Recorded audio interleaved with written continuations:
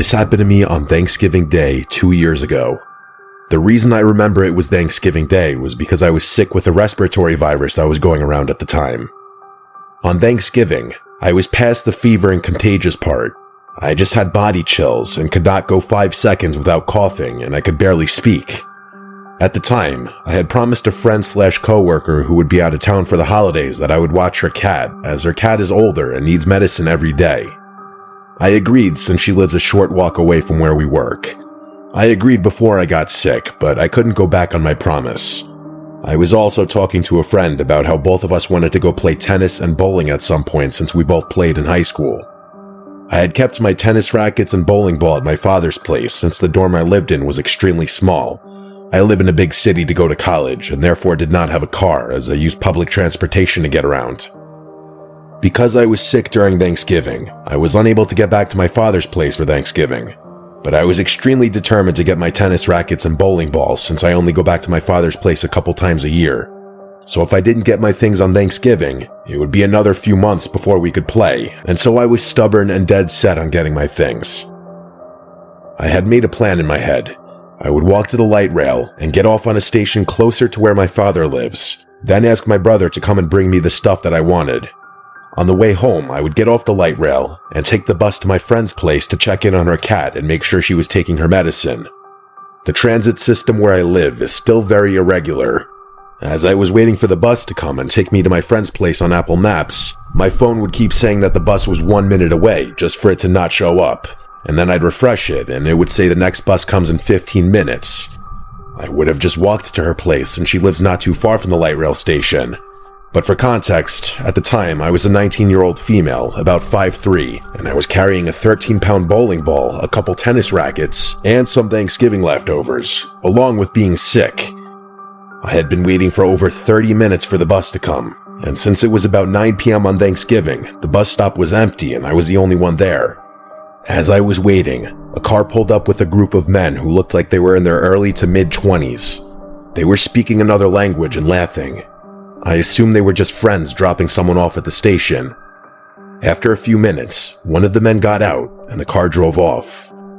The station was pretty big, and I stood a little away from the actual bus stop since I was coughing a lot and didn't want to be near anyone.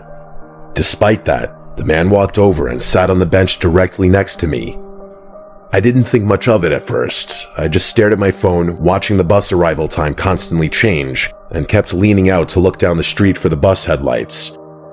A couple minutes passed, and then I suddenly felt something on my shoulder. The man had gotten up and wrapped his arm tightly around me. My mind went completely blank. I was so confused and startled that I just froze up. After a moment, he mumbled something, like asking if I was okay. I quietly said that I was fine and just waiting for the bus. A couple minutes later, he let go and sat back down. Red flags were going off, but I kept trying to rationalize it. Maybe he heard me coughing and thought I didn't feel well, or maybe he saw me leaning out to look for the bus and thought something was wrong. I knew those excuses were stupid, but I was trying to keep myself calm. People might be wondering why I didn't run or yell, but this man was well over 6 feet tall and easily twice my weight. He was also wearing one of those bandana-style face coverings. It was odd, but this was near the end of COVID, so some people still wore them. And we were completely alone at the bus stop. I didn't want to provoke him. A few minutes later, he got up again and put his arm around me a second time, sometimes even stroking my back. Luckily, I was wearing a thick puffer jacket. I saw my bus approaching and just stayed still, thinking everything would be over once I got on. When the bus got close, I slipped out of his grip and quietly said something like, "My bus is here." He said something in response that made it clear he planned to follow me onto the bus. I know I should have told the driver, but I could barely talk without coughing, and nothing like this has ever happened to me before, so I was panicking. When I got on the bus, I stood up on purpose. Because of his size, I knew he'd have to sit, and if I sat first, he would sit next to me. Once he wasn't looming over me, I messaged a friend and tried to figure out what to do. I considered calling the police, but knew he would hear me, and I didn't know if he had a weapon. While I was stuck under his grip earlier, I was already planning what to do if he followed me. I knew I couldn't go to my friend's place. I also couldn't shake the thought that the group of men who dropped him off might be involved in something with him. The stop before my friend's place was the stop for work. I worked at a restaurant inside a large outdoor shopping center. It was around 9:30 p.m. Even though all the stores closed at 9, I knew the entire center had security and cameras everywhere. I also knew my coworkers would still be there finishing closing duties. The only downside was the locked front door, but the back employee entrance would be open. To get in through the back, I'd need to go through the outdoor trash room enclosure first, then punch in the code on the door. When the bus reached my stop, the man got off right with me and immediately grabbed my shoulder again, gripping even tighter. I had to take tiny steps. I didn't want to suddenly sprint and alert him if I wasn't close enough to make it inside in time. As we got closer to work, all I could think about was whether I'd be fast enough to break away and get through both doors before he caught me. Thankfully, when he approached the back entrance, the door to the trash enclosure was propped open, and one of the chefs and a coworker were standing there talking with the back door held open. I used that moment. His grip had released just slightly from walking, and I slipped out of it and ran past him. I tried to tell my coworker that a man was following me and to shut the door. Even though I could barely talk, he closed it right away. Not even 2 seconds later, the handle started rattling violently, and he started banging on the door.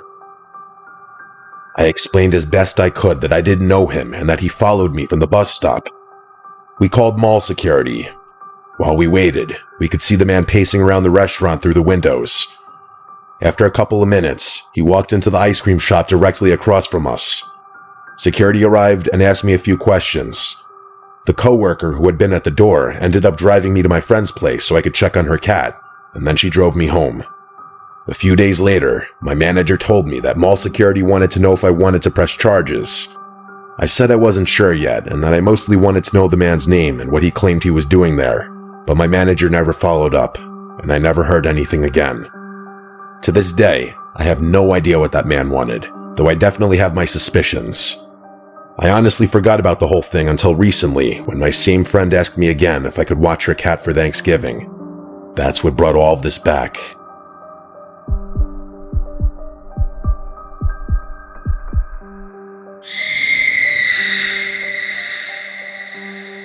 This happened in early December 2 years ago, when I drove up into the mountains to visit an old friend I had not seen in a long time. His fictional name for the story is Scott, and my real name is Jeremy. We had been friends since middle school, but after graduation, he moved out to a small mountain town with his family. Over the years, we slowly drifted apart. I stayed in New York City for work, and he stayed up in the mountains. We never fought or anything, we just stopped keeping up with each other's lives. So when he reached out to me out of nowhere and said I should come visit for a weekend, it made me feel kind of nostalgic and excited. He said it was the best time to come up because the snow added to the rustic rural vibe. I figured it would be fun to catch up. The drive up the mountain was extra long because I drove a bit slower due to icy conditions. There were barely any other cars on the road, and the sun went down around 4 p.m. since it was December, and by the time I reached the area where he was living, it was already pitch black. He lived in one of those older wooden houses on the side of the mountain. There were only a few scattered houses nearby, all spaced out far from each other. He lives in a good area for skiing. If only I could ski. When I pulled into his driveway and he came outside to greet me, the first thing I noticed was that something about him felt off or just different. I hadn't seen him in years, so I figured maybe I just forgot what he looked like and acted like. But the way he talked was different. Slower than he used to talk, and he kept pausing between sentences like he forgot what he was saying. He helped carry my bag inside, and the inside of the house was warm but pretty empty. Not much furniture except for a couch, a table, a couple chairs, and some antique-looking wall decor. He told me I could sleep on the couch for the weekend since it folded into a pull-out bed. I told him that was fine. The house had a long, dark hallway across from the couch that led to a bathroom and 2 empty guest rooms, which he explained were empty because this used to be his grandparents' house and they recently passed away. He told me he lived alone here now. The hallway had no light at the end and the doors were all open, so from the couch, all I could see was this pitch-black rectangle stretching into the back of the house. For some reason, it made me uncomfortable, even though there was nothing obviously scary about it. That first night, we talked a little bit about old times, but it felt strange. His general demeanor and mannerisms were more socially awkward now, but I chalked it up to the fact that living alone in the mountains for years could make anyone a bit weird. He barely made eye contact, and I did feel like he kept looking in the direction of the hallway. When it was time to sleep, he went upstairs to his bedroom, and I got the couch set up. I left a light near the hallway on because the dark made me nervous. I felt stupid about it, but the hallway really bothered me. I fell asleep, but at around 2 in the morning, I woke up to a thumping sound from upstairs. I quickly realized they were fast footsteps running across the floor above me. It sounded like someone sprinting from one end of the room to the other, then stopping and then sprinting again. The footsteps went on for about 20 seconds before just stopping completely. I waited to hear a door open or close or anything, but there was complete silence after that. I eventually fell back asleep, even though I was pretty creeped the fuck out after that. The second day was even weirder. Scott acted distracted the entire day, barely talking, barely eating, and whenever I asked if he was feeling okay, he would just nod without saying anything. I didn't understand why he was acting this way, being that he invited me here for the weekend for what I assumed was to catch up and rekindle our friendship. I also counted him going down that hallway at least 5 times throughout the day, and I never bothered to check what he was looking at. Since there was a bathroom at the end of the hall, I just presumed he was going in there, even though I never heard a flush. That night, the weather got worse, and a snowstorm rolled through. Wind slammed against the house hard enough to make the walls shake a little. It was awesome, honestly. I loved the vibe of being snowed in a cozy place. I went to the couch and scrolled on my phone for like an hour, then went to sleep. Around 2 in the morning, I woke up again. This time, I heard soft scraping sounds. They were coming from downstairs, somewhere in the hallway. It sounded like something dragging across the wooden floor. Then it just stopped. But then there was a sudden tap on the wall behind me, like someone had flicked it with their finger. I turned and looked down the hallway. I didn't leave that light on that night, so it was completely dark. I didn't want to get up. I did my best to just roll to the other side and block the noises out. Old house, I kept telling myself. I did fall back asleep, and the next thing I remember is waking up in the morning. The third night was the worst. By this time, I felt uneasy in the house in general, and I kept catching Scott staring at me for too long without saying anything, like he was checking if I noticed something. I almost thought about leaving early, but the snowstorm was supposed to last until morning.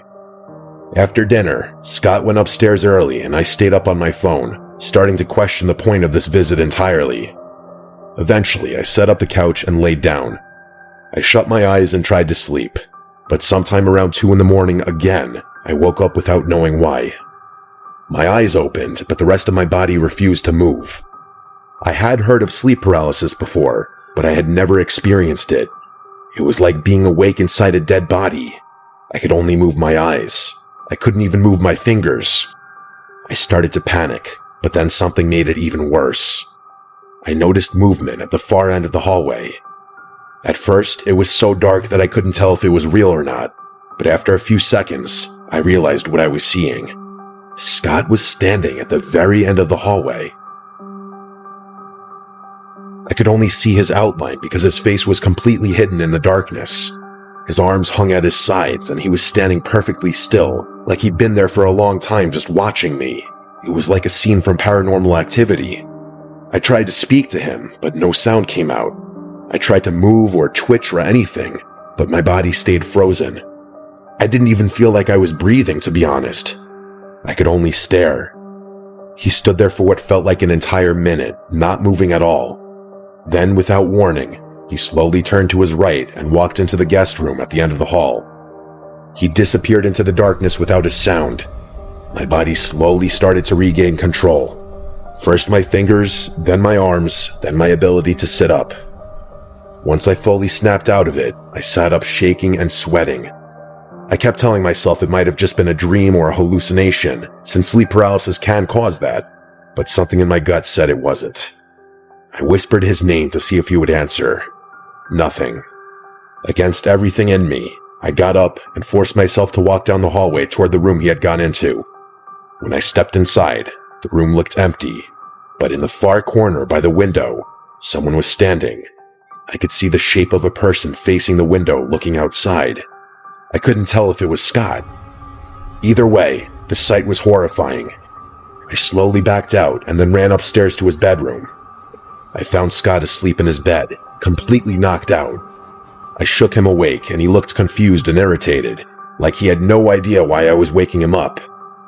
When I tried to tell him what I saw, he refused to go downstairs. I begged him to believe me that someone else was in the house. He would not even look toward the stairs. He didn't say anything, but his expression changed in a way that scared me even more. He looked like he already knew what I had seen. I then asked him firmly, "Scott, who is that downstairs?" And he just looked at me and shrugged his shoulders. At that point, I decided I was done. I didn't care about the snow or the time. I ran downstairs and grabbed my bag to pack my stuff. I kept glancing toward the hallway, half expecting to see that person standing there again. Genuinely, I just wanted to teleport out of that house immediately. When I got outside, the cold air almost relieved me. I brushed snow off my car and got inside as fast as possible. As I backed out of the driveway, I made the mistake of looking up at the house one last time. In that window of the room at the end of the hallway, I saw a silhouette. Surely that same person I saw standing in that room just before. That was the last thing I ever saw of Scott's house. After that weekend, he stopped responding to texts. I threatened to call in a wellness check when I got worried that he got murdered or something, and finally he responded saying, "I'm fine." That's it though. He didn't respond to any further texts, so I stopped bothering. That was not the same Scott I knew from school. Whatever happened to him, and whoever that was in his house, it's not my problem. I'd be lying if I said it doesn't terrify the shit out of me though.